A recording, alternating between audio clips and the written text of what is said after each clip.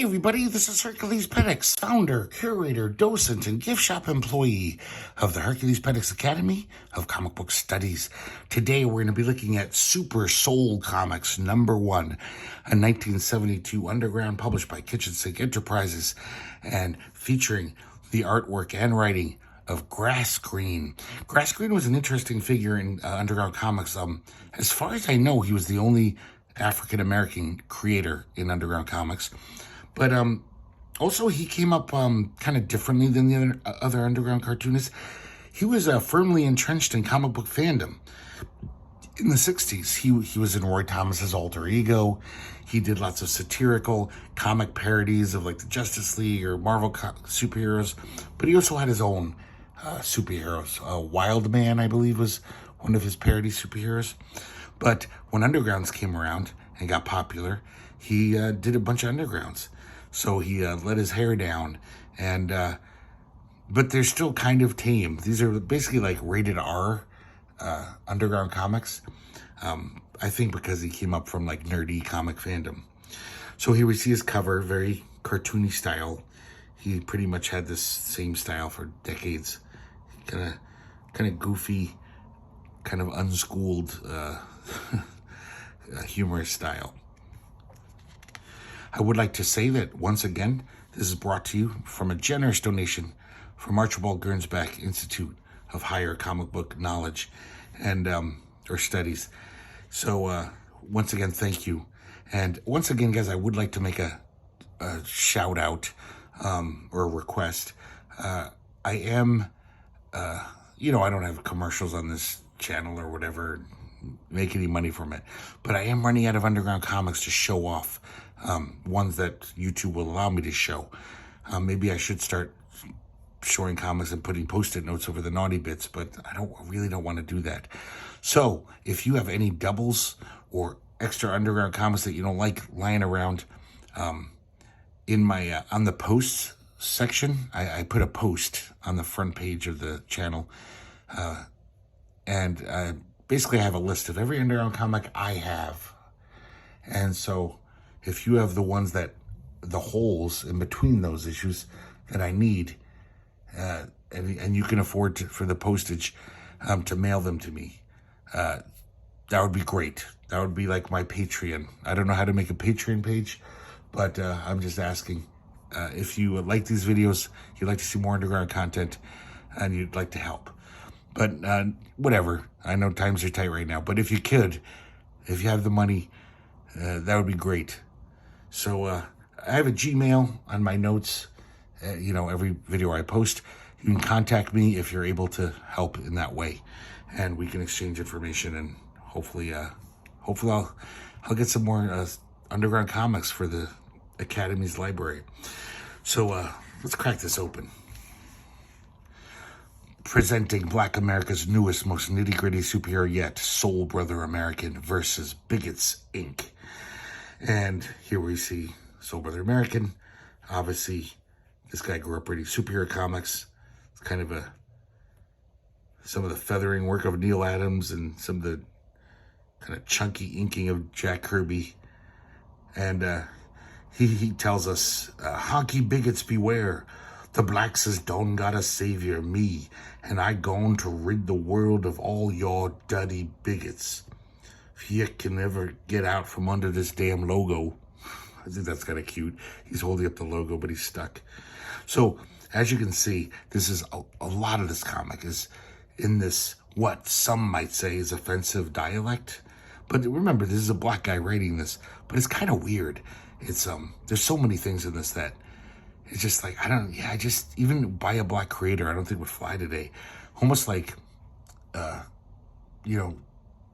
negative black stereotypes are promulgated by Grass Green in this comic. But, it's like they say, he's black, he can say these things. We can't. Well, we honkies can't. So, it's a very interesting part of this comic, just how different times were in 1972. We start off the story. Marty Meathead is returning from Vietnam after 6 years. He can't wait to see his sweet old Maribel, the girl he left behind, and now he can't wait to get a good job, buy a nice house with a white picket fence, marry her, and raise a family and live the American dream. He's walking down the street. These three muggers attack him, but he knows martial arts from being in the military, and he beats the crap out of these guys. As you can see, this art's pretty crude, and but some of this like chunky inking, it almost has this like, I don't know, kind of interesting expressionistic thing going on here. But I know you're probably just saying, no, he's just a not very good artist, but I don't know, something about this stuff. This weird, maybe trying to be like Kirby with the weird chunkiness. I don't know. So while he's beating him up, he lectures them like, oh, you're the kind of black guys that give black people a bad name. You know, why don't you get a job? And one of the muggers, he basically says, you've been away for 6 years. Things between blacks and whites have gotten worse while you were away. It's almost impossible to get any job other than janitor or dishwasher if you're black in this town. And he doesn't believe him. He's just like, oh, you're just lazy and shame on you. And he storms off. When he gets home, his mom is thrilled to see him, but even more thrilled to see the $1,800 that he saved while he was in the military. He gives it to her to hold on to. And we can tell by her face that she's way more happy to see this money than her own son.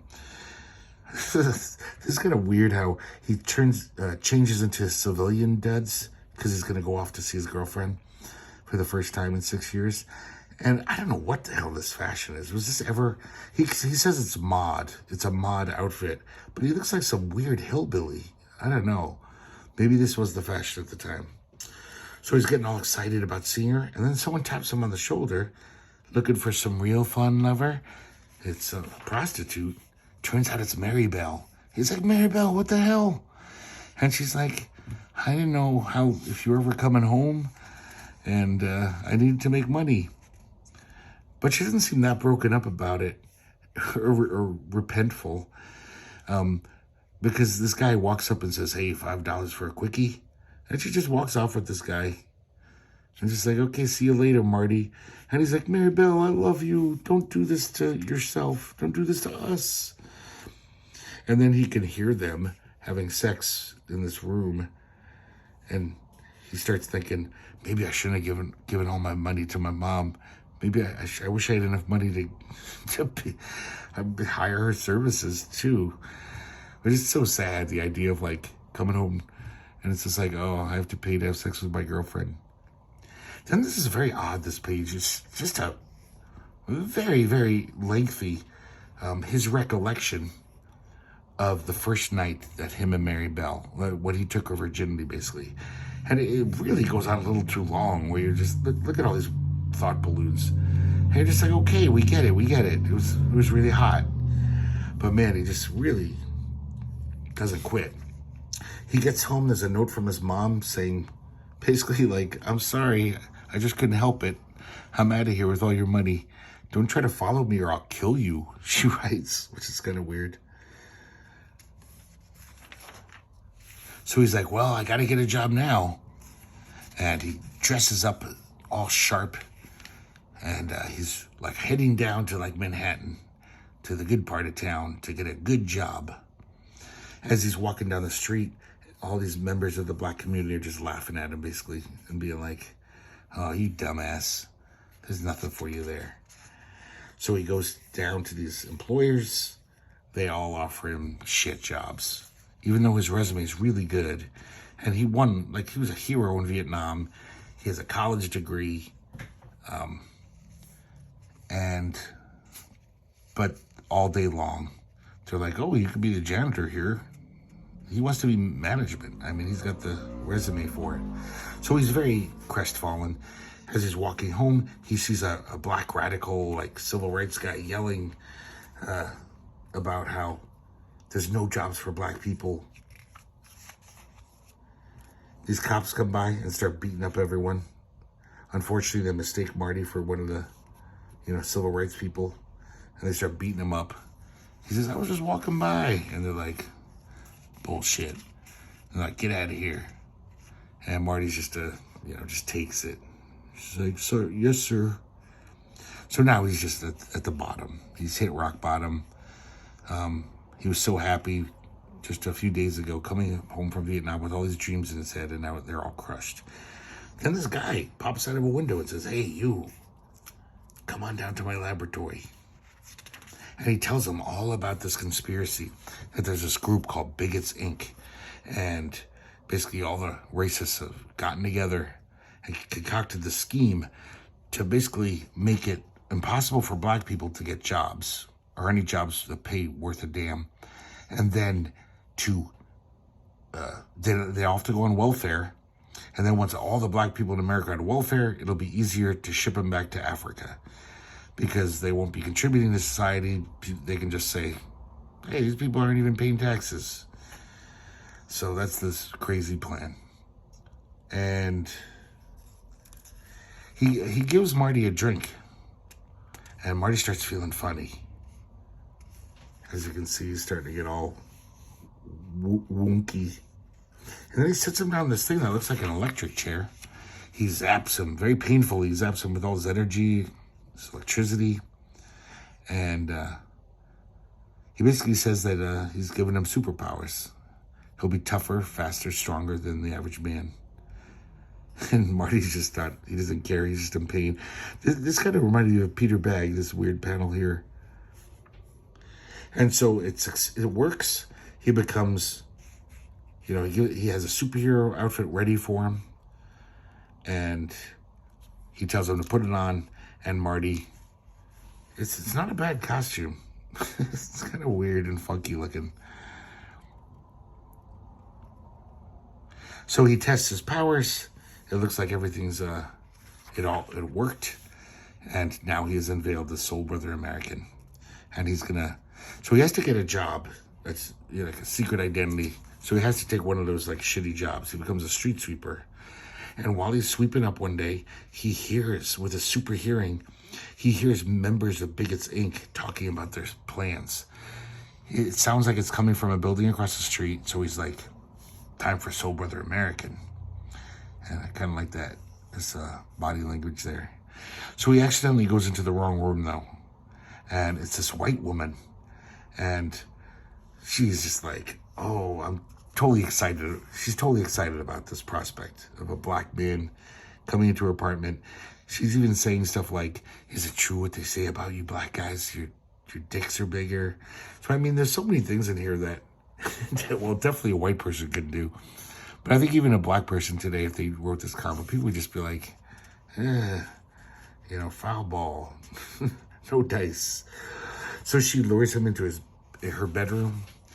And then this is the big sex scene. So this is where you see, like, Grass Green, he grew up in fandom. So he's not going to be that nasty. I was talking earlier about this being R-rated. So it is pretty juicy from the word balloons. I mean, they're really getting down.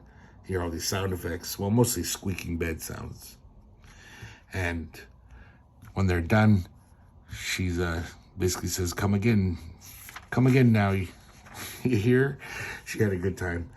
And then Soul Brother American hears another thing. He hears the Bigots, Inc. talking about sending some goons down to the soup kitchen, where I guess it's in a black part of town, and they're going to bust some heads open. So we see the soup kitchen. This is kind of interesting scene where all these black guys waiting for their soup, they're all just extolling the virtues of this minister who runs the soup kitchen. Just saying, like, oh, he's a saint, this man. God bless Father Riley. What a great man. And while he's ladling out soup to him, he's thinking lazy black N-words, and they smell funny, too. That's another thing I didn't mention. The N-word is liberally sprinkled throughout this book. He uses it a lot. Right then, the white goons break in, and they start stomping these poor black guys. God, they chop off this guy's dick. They gouge this guy's eyes out. It's pretty nasty. But, I mean, of course, it's all cartoony. It's kind of goofy. The reason why Soul Brother American wasn't there in time, this is another weird interlude. Just very odd. he was walking by a TV. People were watching TV, like at some store, and they were talking about the 1972 presidential election. And our hero goes off on this rant about how Hubert Humphrey is so much better than George McGovern, and what's this country coming to? It's just kind of a weird aside where it's like, huh? Finally, he remembers that he was supposed to save those people at the soup kitchen. So he shows up a little too late after almost everyone's been, whatever, just beat the shit out of. And the white goons jump gang pile on him. I kind of like this panel here of him just throwing all these guys off of him. And this is kind of cute too. He says, the previous panel was so full of characters and stuff, we couldn't fit the sound effects and word balloons in. So here they are.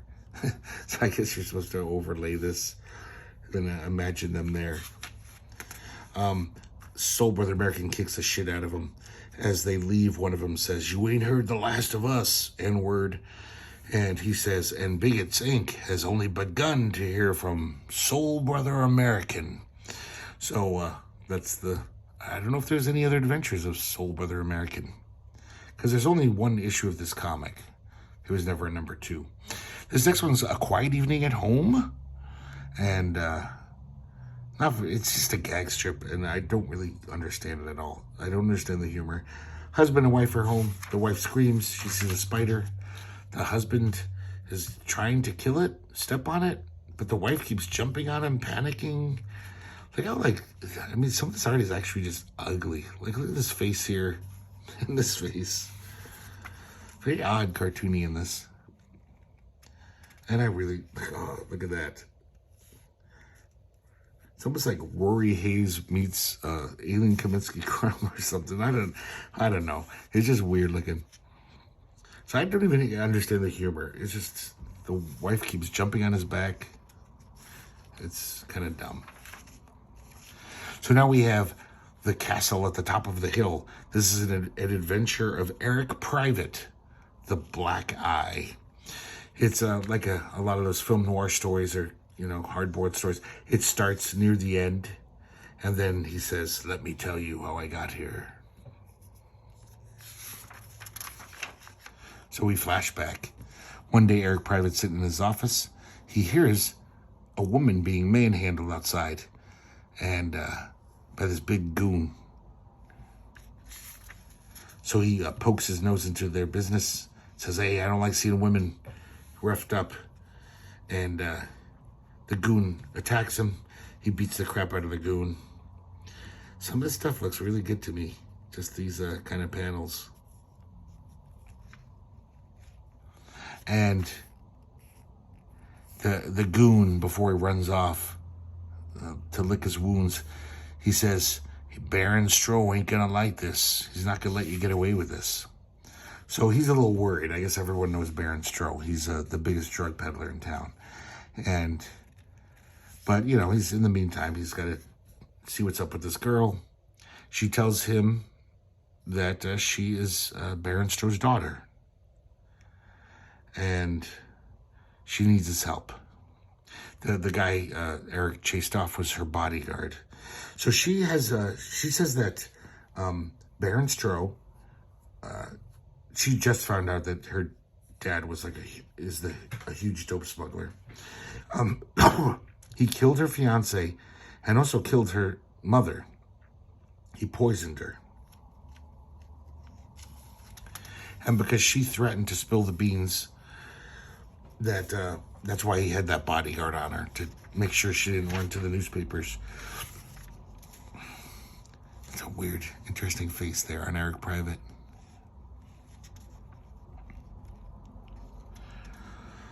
So basically, she asks Eric Private to sneak into her father's castle and steal her mother's diary. I guess all the evidence against him is in her diary. And right then, that bodyguard shows up with some more goons. Eric shoots his way out of the room with the girl. They jump out the window, grab his car, and take off. He takes her to a safe house. It's so weird the way he draws her with the little pupil-less eyes, like Little Orphan Annie. This totally reminds me of Chris Cajero Cilla. Because he always draws people with the no eyeballs. Like, I would totally think that was a panel by him. Or this. So she seduces him. Once again, we have a sex scene off camera. We do see a little nudity this time. And then, basically, Eric gets captured. He intentionally gets captured by the goons because he wants to be taken to Castle Stroh. So they chain him up in this dungeon. He finally gets to meet Baron Stroh. It's revealed that, I believe her name is Kathy. Kathy really isn't his daughter. It's his stepdaughter. And not only that, but I guess he's been lusting after her for years, and that's why he killed the mother, to get her out of the way. So our hero says, "Fuck you, you perverted, incestuous cocksucker." So the Baron has a bunch of goons take him up to the torture room to force him to reveal the location of Kathy. Eric Private fights his way out. He attacks these guys. And he stumbles into Baron Stroh's office and finds the diary, finds a gun, and now shoots his way through this castle and jumps out this window onto this ledge. This is very, crude here, but I kind of like these panels, these action panels. And, of course, there's, bullets flying everywhere. They're trying to kill him. He finds himself in this weird room full of munitions and dynamite and guns. So he sets a fuse and shoots his way out once again. This panel looks great to me, even though he's not a very good artist, Grass Green. And he blows up the whole castle. He escapes by his chinny chin chin, and he can't wait to return to the grateful, loving arms of Kathy. The end. So there you go, guys. Super Soul Comix #1. Very, very definitely odd underground comic. Not the best writing or drawing going on here. But once again, like I always say about underground, it's like the artifact nature of this. Just such a different time, 1972. Just seeing the way they talk about race back then, so different than now. And this to me is kind of priceless, this kind of stuff. Because, people don't like to talk about certain things anymore. So, just really fascinating as a sociological document, if not an aesthetic one.